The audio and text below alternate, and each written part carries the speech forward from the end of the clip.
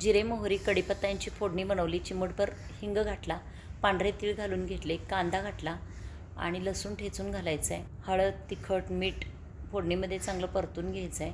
त्यानंतर टोमॅटो मऊ असा शिजवून घ्यायचा आहे.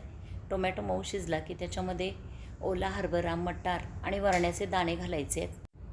बारीक चिरून घेतलेले गाजर, भिजवलेले शेंगदाणे आणि वांग्याच्या फोडी घालून घ्यायचे आहेत.